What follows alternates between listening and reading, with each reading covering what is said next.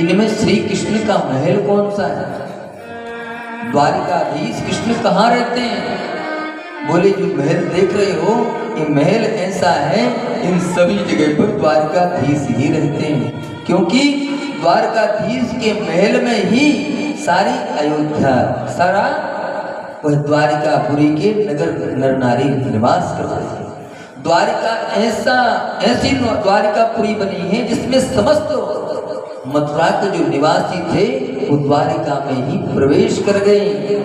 वो नगरी ही ऐसी बनी है जो एक ही महल के समान है, बस द्वारों का अंतर है। यहाँ सभा लगती है, यहाँ भगवान निवास करते हैं, वहाँ इनकी पत्नियां रहती हैं, वहाँ इनके सुपुत्र रहते हैं। यह विभाग है, महल एक ही है, इतना विशाल वह द्वारकापुरी का महल। पूछते पूछते जाते हैं कि श्री कृष्ण से मिलने के लिए कहाँ जाना पड़ेगा? तो बोले वो सामने ही तो निवास करते हैं। और द्वारपालों के पास में गए, द्वारपालों ने सम्मान किया कि रुकिए अभी प्रभु को देखता हूँ, आप विराजमान होइए, मैं अभी जाता हूँ और पता करके आता हूँ क्या हो रहा है। और द्वारपाल जाता है, भगवान उससे भोग लगा रहे थे, पर तो द्वारपाल खड़ा रहा, भगवान की प्रतीक्षा करता। जैसे ही भगवान ने भोजन किया और रुक्मिणी आदि रानियां उनके साथ ऊपर चढ़ जुड़ा रही थी, पंखा कर रही थी, भगवान स्वर्ण मंडित सिंहासन पर विद्यमान हैं, वो वहां पर बैठे थे कि उसी समय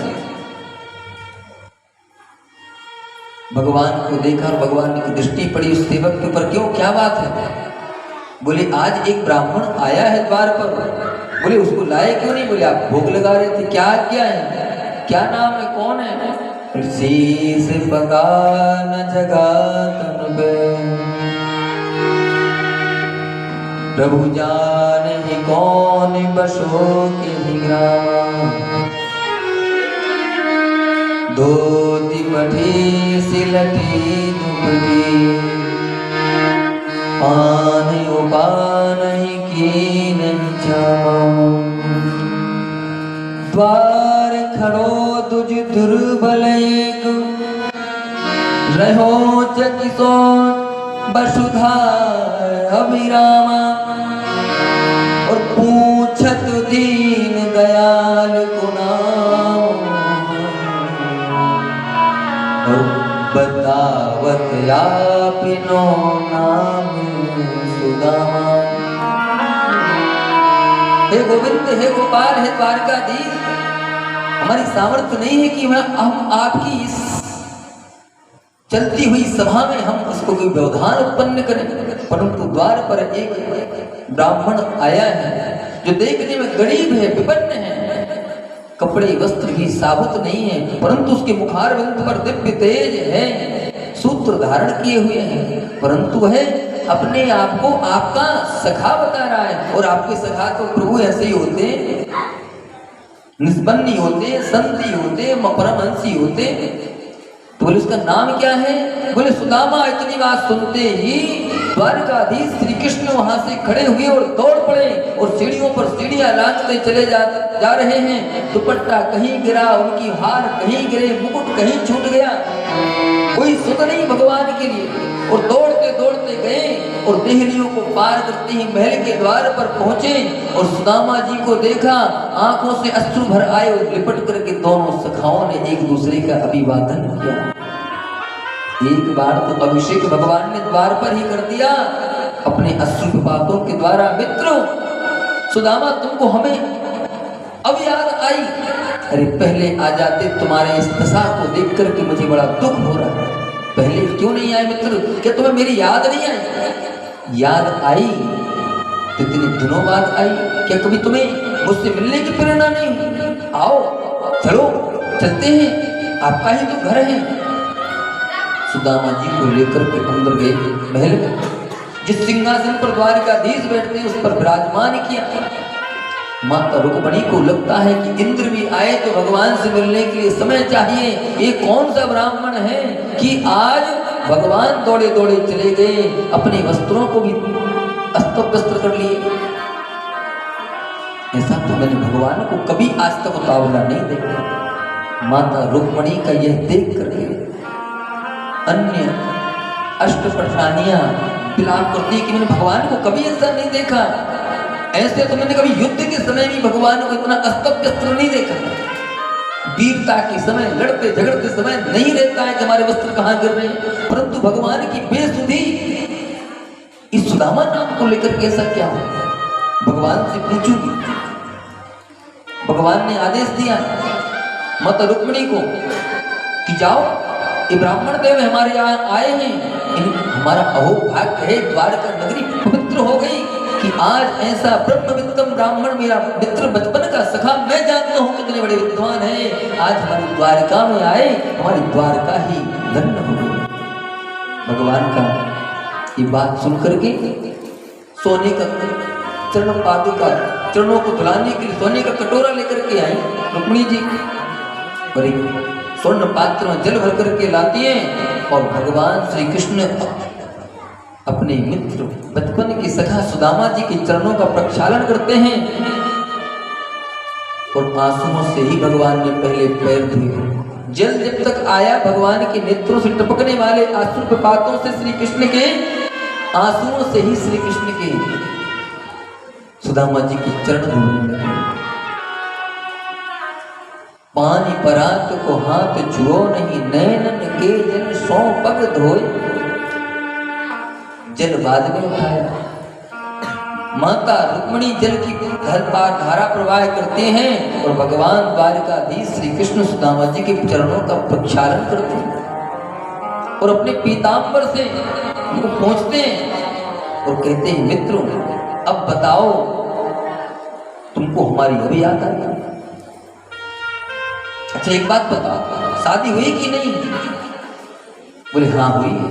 अच्छा जब तुम्हारी शादी हो गई है तो ये बताओ भाभी कैसी है? बोले ठीक है। नाम क्या है? बोले सुशीला। ओहो जब शादी हुई तो बच्चे? बोले हाँ। कितने? बोले 5-7 तो जितने गोविंद के पास से हुए तो हैं। बोले अच्छा। तो देखो अकेले मित्र तो कुछ बात नहीं कहता, और जब भाभी है, भाभी से प्रेरणा लेकर के तुम यहाँ आए होगे, मैं जानता हूं, नहीं तो तुम नहीं आते। भाभी मेरे क्या भेजा ये बताओ। अब सुदामा सर्व लगे, एकांत में चलता तो बता देता, ये करोड़पति खानदान महिलाएं खड़ी 16,108, परंतु इनको नहीं है पता कि ये कौन है, पर ये है कहां से? अष्टपटरानियां कोई चवर डुला रही सुदामा जी की सब सेवा में। तो बोले देखो मित्रों बहुत हो गया, हम तो तुम सखा है बचपन के, एकांत में बात करेंगे, सबके सामने बात नहीं करेंगे। बोले करना पड़ेगा। बोले करें तो कैसे करें? कर लो। नहीं आज करनी पड़ेगी। और करेंगे तो क्या करेंगे? बोले बताओ हमारी भाभी ने हमें क्या भेजा? सुदामा जी बुलाते हैं कि अरे बचपन की बात छोड़ो मित्र, अब हम बड़े हो गए, तुम अभी भी उसी प्रकार से वार्ता करते जैसे बचपन में छोटे छोटे युवा थे, बच्चे थे, तब हम एक दूसरे से लड़ते झगड़ते रहते थे। पता है नहीं गुरु जी हमारे क्या कहते थे? सुदामा ऐसा है, कृष्ण ऐसा है। बोले वो बात छोड़ो, भाभी ने हमें क्या भेजा है ये बताओ। सुदामा जी समझ गए कि इसको भुलाना असंभव है। छुपाते हैं पोटली को, इतने लोगों के सामने ऐसा कैसे करें? परंतु श्री कृष्ण बार बार वंदना करते हैं और धर्मपत्नियों से कहते हैं जाओ, हमने तो अपने मित्र के चरणों को पखार करके उनके चरणों का चरणामृत लेकर के अपने आप को धन्य बना लिया, तुम भी छू लो, तुम्हारा भी जन्म सुधर जाएगा। तो एक एक करके भगवान की पत्नियां आती हैं, प्रणाम करते हैं। मैं जामवती प्रणाम करती हूँ, चिरसाक सौभाग्यवती हूँ। मैं मित्रवृंदा, मैं यमुना, कालिंदी, मैं रुक्मिणी। जब ऐसे भद्रा ऐसे कहते कहते सब 200-300 पत्नियों ने प्रणाम किया। बोले चिर सौभाग्यवती भवो, चिर सौभाग्यवती भवो। जब 200-500 हुई तो वहां थक गया आशीर्वाद देते। अच्छा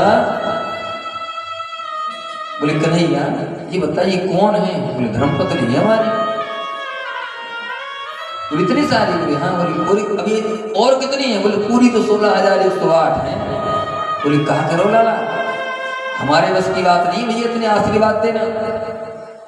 यदि देखो आशीर्वाद चाहते हो तो देखो, इतने लोगों को हम 16,108 को कहेंगे तो 2-4 हफ्ता तो हमको आशीर्वाद देने में लग जाएंगे। इसलिए एक काम कर, तू सबको पति है, तू आ, हमको तू पैर हमारे चरणों में तू प्रणाम कर ले, हम तो कोई आशीर्वाद दे दे रहे भैया कि तू और तेरे परिवार तेरी पत्नी प्रसन्न रहे। बस एक को आशीर्वाद देने से जब सब तेरी 16,108 सुखी रहेंगी तो कोई तू ले ले, ये तू ही संभाल सके 16,108 को, किसी के बस की बात नहीं है। और हमसे तो कह रहे हो कि भाभी ने कहा भेजो, और निमंत्रण क्यों नहीं दिया? और तेने 16,108 कर लिए, तेने कौन सी खबर भेजी मित्र के लिए?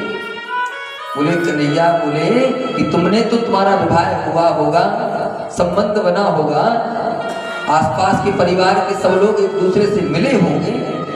अरे हम तो सुबह गए थे तो खाली हाथ थे और युद्ध करके लौटे तो पता चला 16,101 में ही आ गए।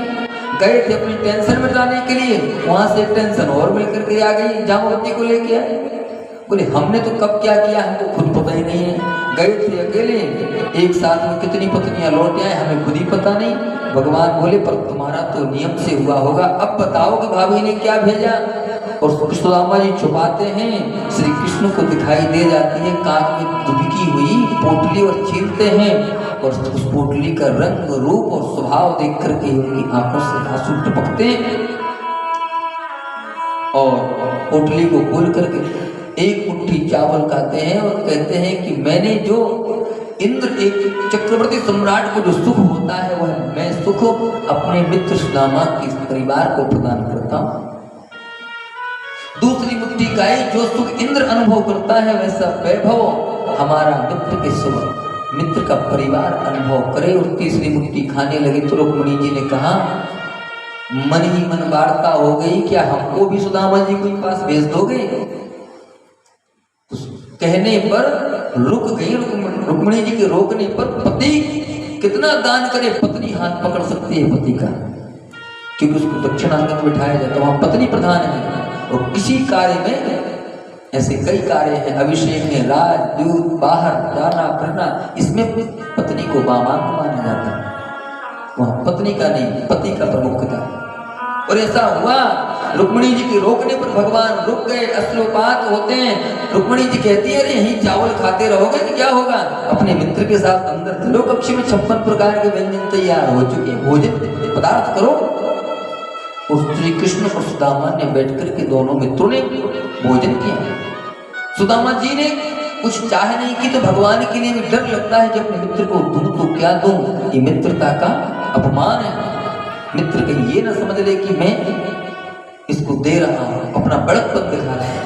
भगवान ने कुछ नहीं दिया, उनके परिवार को उनकी पत्नी को चाहिए था, उनको दे दिया।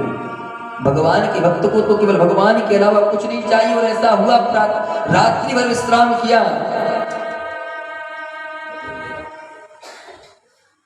भगवान ने रात्रि भर कि यहाँ पर विश्राम किया। प्रातः काल होते ही मित्र से मिले, भोजन पदार्थ किए और बोले कि देखो भैया हमारे कपड़े जहाँ के तहाँ दे दो, बहुत पहन लिए, रात भर ले लिया आपके नए नए कपड़े जो हमारे थी, हमें उन्हीं कपड़ों में वापस जाना है। हमारे पत्नी बच्चे घर पर अकेले हैं, 6 महीने तो आने में लग गए और 6 महीने जाने में लगेंगे। बोले मित्र कोई बात नहीं, 2-4 दिन और रोक लेते हैं।